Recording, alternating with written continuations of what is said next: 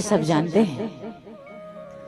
संत तुकाराम बड़े अद्भुत संत और कृष्ण के स्वरूप के इतने बड़े उपासक कि विठ्ठल भगवान के इतने बड़े उपासक कि हमेशा विठ्ठल विठ्ठल नाम लेते ही रहते थे, परमात्मा को याद करते थे। हमेशा प्रत्येक दिन उनका यह नियम था, जब तक ठाकुर जी का दर्शन न कर ले पानी भी नहीं पीते थे। माताओं देखो यही है, कई लोग पूजा करते हैं तो थोड़ी भी विपत्ति आई तो भगवान को ही कहा सुनी करने लगते हैं कि देखो हम पूजा कर रहे थे हमारे ऊपर विपत्ति आ गई।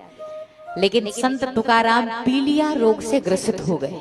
प्रत्येक दिन नियम था भगवान का दर्शन करते थे, लेकिन जब पीलिया रोग से ग्रसित हो गए, एक बार उन्होंने अपने विठ्ठल भगवान से शिकायत नहीं की कि हम पूजा करें और तुम हमें रोग से ग्रसित करती। एक बार भी शिकायत नहीं की और दशा ऐसी दुर्दशा हो गई कि अब बिस्तर पर से उठ नहीं पाते थे। सारा क्रियाक्रम उसी बिस्तर पर होने लगा।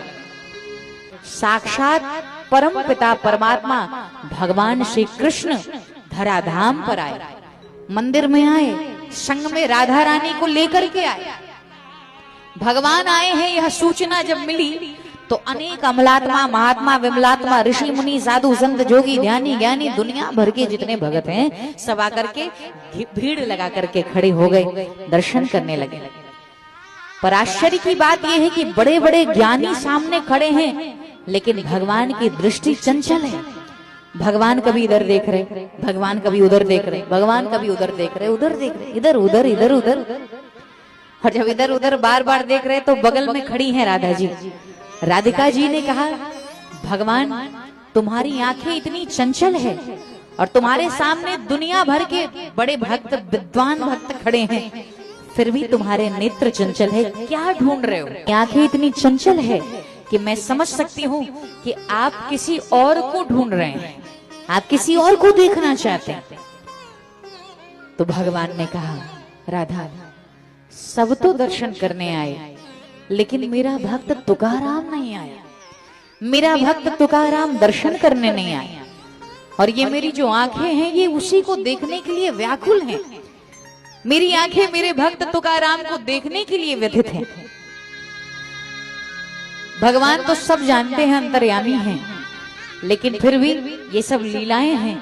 किसी ने कहा कि प्रभु वो तो पीलिया रोग से ग्रसित हैं, और भगवान ने क्या किया, भगवान को जैसे ही खबर मिली कि वो पीलिया रोग से, अब तो वो उठ भी नहीं सकते बिस्तर से, भगवान ने क्या किया, ये सुन करके शायद बात समझ में ना आए, लेकिन जो भक्त होंगे वो समझ सकते हैं। आज साक्षात परमपिता परमात्मा कृष्ण ने, भगवान ने क्या किया, नौकर का वेश बनाया और राधिका जी से कहा कि तुम भी नौकरानी जल्दी बन जाओ।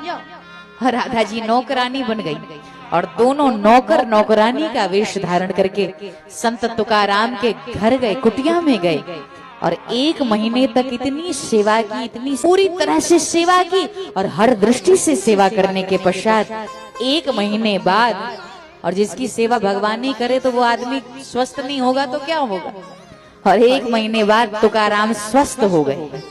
और जब स्वस्थ हो गए, बिस्तर से उठ गए, और उठने के बाद उन्होंने सेवा करने वाले अपने सेवक को बुलाया और 1 माला ऐसे ही नौकर के गले में डाला और 1 माला नौकरानी के गले में डाला, और डाल करके कह रहे हैं कि तुम लोगों ने इतनी हमारी सेवा की कि मैं शब्दों में नहीं कह सकता, पर मैं कुछ तुम्हें देने योग्य नहीं हूँ, लेकिन मैं अपने भगवान से इतना ही प्रार्थना करता हूँ, जैसे मेरे ऊपर विपत्ति आई तो मेरा भगवान तुम्हें भेज करके मेरी विपत्ति को दूर कर दिया, वैसे ही जीवन में तुम्हारे ऊपर कभी संकट आए तो भगवान तुम्हारी भी ऐसी ही सहायता करे जैसी हमारी की है। और इतना कहते ही अब तुकाराम जी ने सोचा, विदा किया, नौकर नौकरानी को विदा कर दिया। अब वह विचार करने लगे कि काफी दिन हो गया विठ्ठल भगवान का दर्शन नहीं किया, चलो दर्शन कर। और ये कथा सुनकर आश्चर्यचकित हो जाएंगे आप, जब संत तुकाराम विठ्ठल भगवान के दर्शन करने मंदिर में गए, मंदिर में प्रवेश किया और क्या देखा, देख करके रो पड़े, बहुत रोते हैं। क्या देखा, जैसे मंदिर में पहुंचे जो माला नौकर और नौकरानी के गले में डाला था वही कृष्ण राधा पहनकर खड़े थे, वही जगत का पिता भगवान पहन करके खड़ा था। यह दृश्य देखकर इतना रोए, इतना रोए। समझ गए कि वो नौकर और नौकरानी का वेश बनाकर कोई और नहीं, यही आए थे, यही दर्शन देने आए थे। और इतना रोते हैं, इतना, प्रभु तुमने मेरी सेवा की, तुमने नौकर का वेश धारण किया, तुमने हमारी सेवा की, और इतना रोने लगे।